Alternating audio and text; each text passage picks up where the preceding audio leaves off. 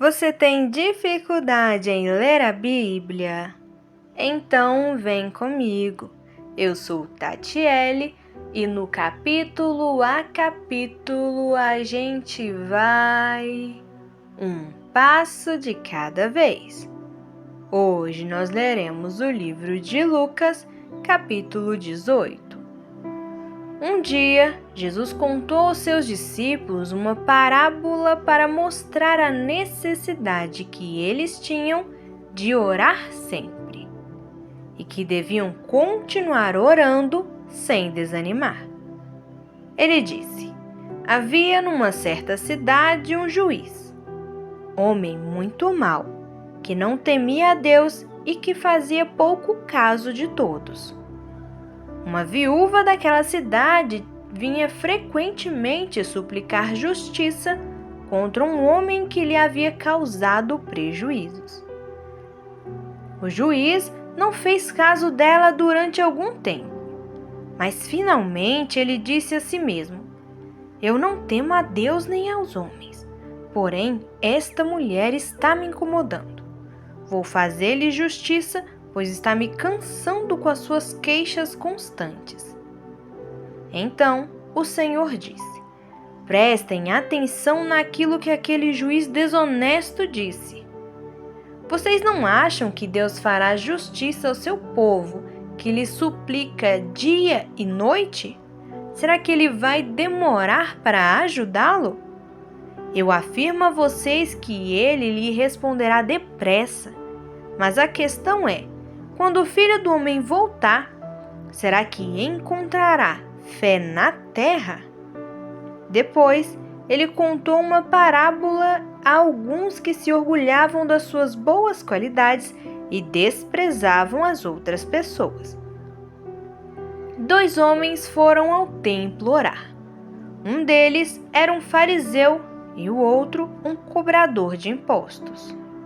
Em pé, o fariseu orava assim: eu lhe agradeço, ó Deus, porque não sou como os outros homens, ladrões, corruptos, adúlteros, especialmente como aquele cobrador de impostos ali. Jejuo 2 vezes por semana e dou a Deus o dízimo de tudo quanto ganho. Mas o cobrador de impostos ficou em pé de longe e não tinha coragem nem de levantar os olhos ao céu enquanto orava. Porém, batia no peito e exclamava: ó Deus, tenha misericórdia de mim, um pecador. Eu lhes digo que este, e não o fariseu, voltou para casa perdoado. Porque quem se exalta será humilhado, e quem se humilha será exaltado. Um dia, algumas mães trouxeram suas criancinhas para que Jesus tocasse nelas e as abençoasse. Mas os discípulos as repreendiam. Então, Jesus chamou as criancinhas para junto de si e disse aos discípulos: deixem as criancinhas vir a mim, pois o reino de Deus pertence àqueles que são semelhantes a elas. Eu afirmo a vocês: quem não receber o reino de Deus como uma criança, nunca entrará nele. Certa vez, um líder religioso judeu fez-lhe esta pergunta: bom mestre, que farei para herdar a vida eterna? Por que você me chama bom? Perguntou-lhe Jesus. Só Deus é verdadeiramente bom, ninguém mais.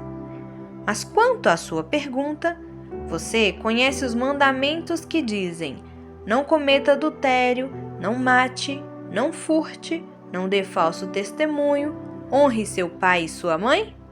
O homem respondeu: eu tenho obedecido a cada uma dessas leis desde minha infância. Ao ouvir isso, disse Jesus: há uma coisa que lhe falta. Venda tudo o que tem e dê aos pobres, e você terá um tesouro no céu. Depois venha e siga-me. Mas quando o homem ouviu isso, foi-se embora triste, porque era muito rico. Jesus ficou olhando para ele com tristeza e disse aos seus discípulos: como é difícil para os ricos entrarem no reino de Deus. É mais fácil um camelo passar pelo fundo de uma agulha do que um rico entrar no reino de Deus. Aqueles que ouviram dizer isso exclamaram: se é tão difícil assim, como pode alguém ser salvo? Ele respondeu: o que é impossível para os homens é possível para Deus. E Pedro disse: nós deixamos nossas casas e famílias para segui-lo. Jesus respondeu: eu afirmo a vocês a verdade. Todo aquele que tiver feito como vocês, deixando casa, esposa, irmãos, pais ou filhos por causa do reino de Deus, receberá agora uma recompensa muitas vezes maior e na era futura a vida eterna. Reunindo os 12 ao seu redor, Jesus disse: como vocês sabem, nós estamos subindo para Jerusalém. E, quando chegarmos lá, todas as profecias dos antigos profetas a respeito do Filho do Homem se cumprirão. Ele será entregue nas mãos dos gentios para ser zombado, maltratado, cuspido, açoitado e morto. Mas ao terceiro dia ele ressuscitará.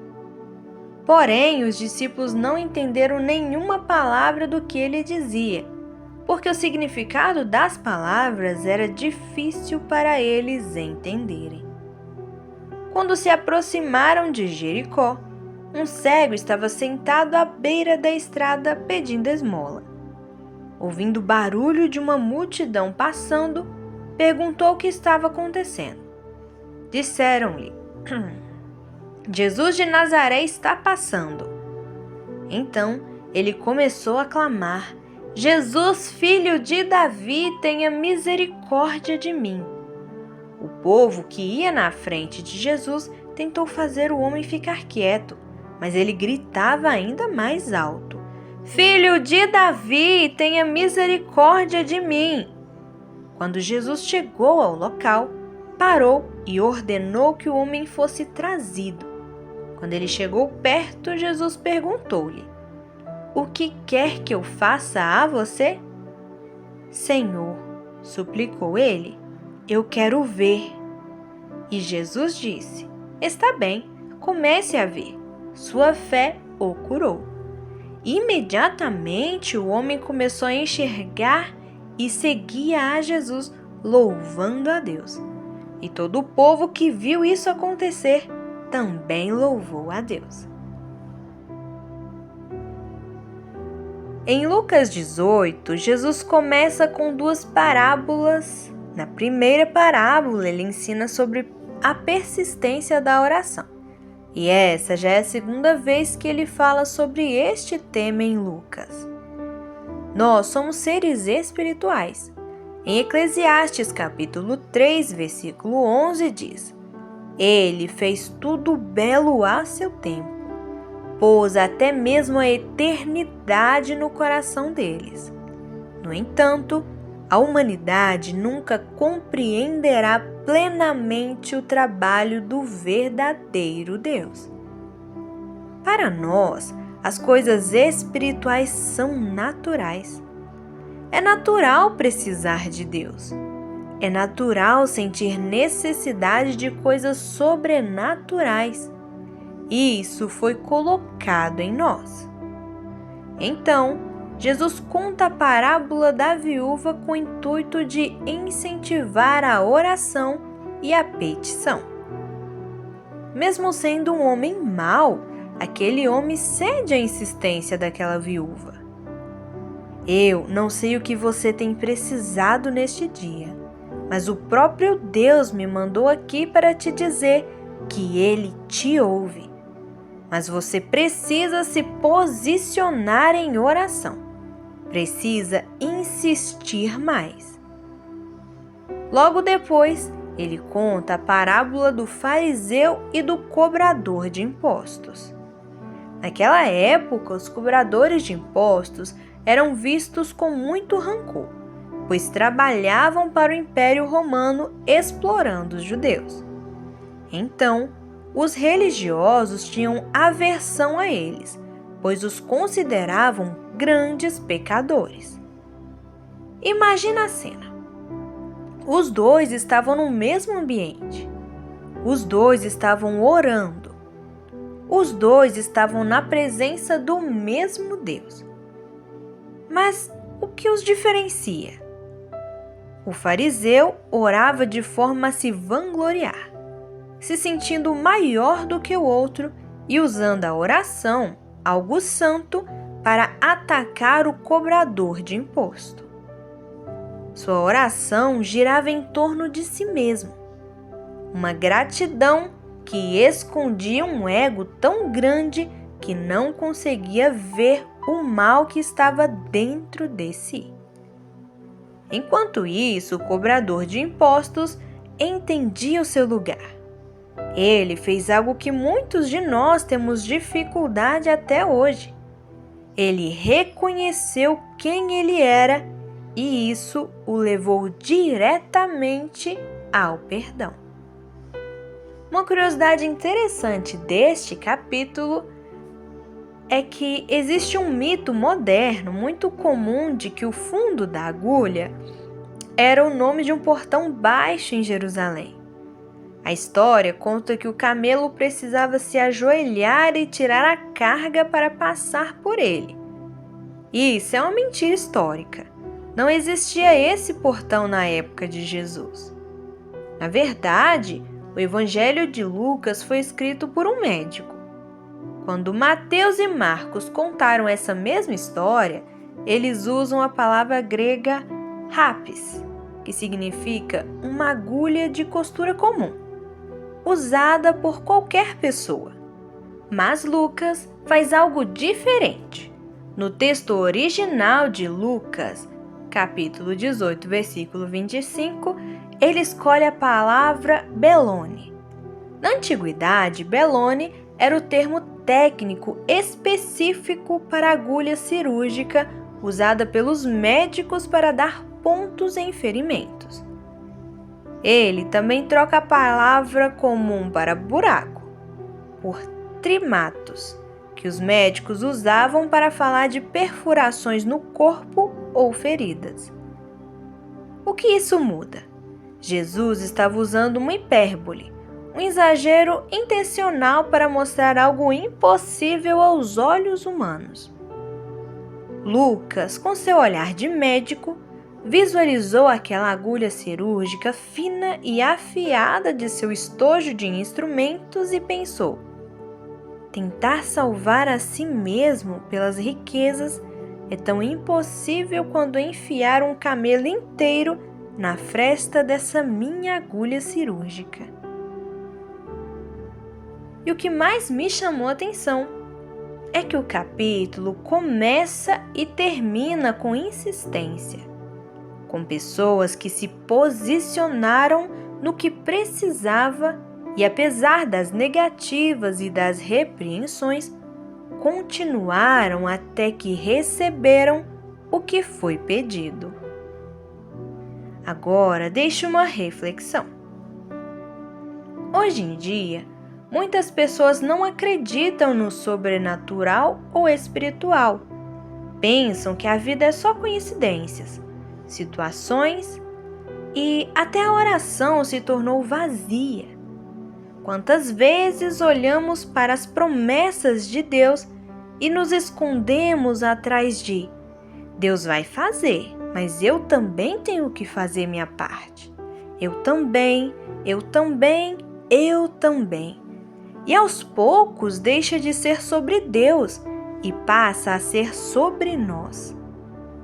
Se eu não fizer, quem vai fazer? Nós vemos o erro do fariseu em se vangloriar na sua oração. Mas quantas vezes temos o mesmo pensamento e agimos como se Deus precisasse de nós, como se fôssemos melhor do que os outros, como se o espiritual fosse menor que o natural. Porém, quero deixar um alerta. O espiritual é mais verdadeiro do que o natural. Antes que a luz do sol que vemos hoje existisse, Deus disse: haja. Vemos o espiritual criando o que vemos e tocamos hoje.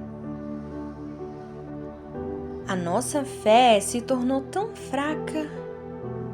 Nós conseguimos confiar apenas naquilo que nós podemos ver.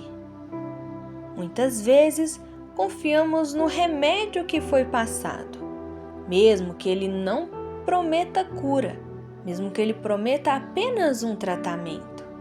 Nós confiamos nele e deixamos de confiar na oração, naquilo que é espiritual. Veja bem, a Bíblia diz que os diáconos têm unção e podem pegar o óleo da unção e ungir a pessoa e aquela pessoa ser curada da doença. Porém, a nossa fé muitas vezes não está nisso.